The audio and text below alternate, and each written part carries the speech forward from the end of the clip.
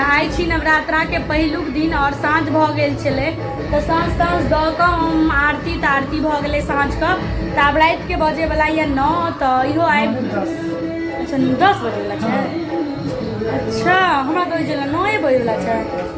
अच्छा 10 बजे वाला अछि तऽ और इम्हर एकरा देख सकै छी की करू तऽ एकर तऽ हरदम किछु किछु चलते रहै छै।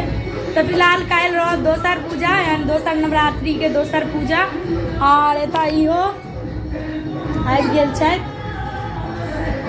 आरती भऽ रहल छलै तखने हम एलियै तऽ फटाफट अहाँके पैर हाथ सब धोलहुँ और हमहूँ आरतीमे पहुँच गेलहुँ तऽ आरती एकदम बहुत बढ़िआँसँ एकदम भेलै। अहाँ सब शॉर्ट्सो शायद देखने हेबै तऽ बहुत नीक भेलै। बहुत लोक एतऽ रहै छथिन अपन मिथिलाके और जगहके सेहो रहै छथिन लोकसब। तऽ गामसँ तऽ बेसी बुझाइए कि भीड़ एतऽ रहै छै अहाँके आरती सबमे। गाममे तऽ एतेक लोक आरतीमे रहितो नहि छै। अहाँसब देखने हेबै शॉर्ट्स हमर चैनलपर लगभग 100-150 आदमी हेथिन नहीं है तऽ और पूजा पाठ बहुत बढ़िआँसँ होइ छै।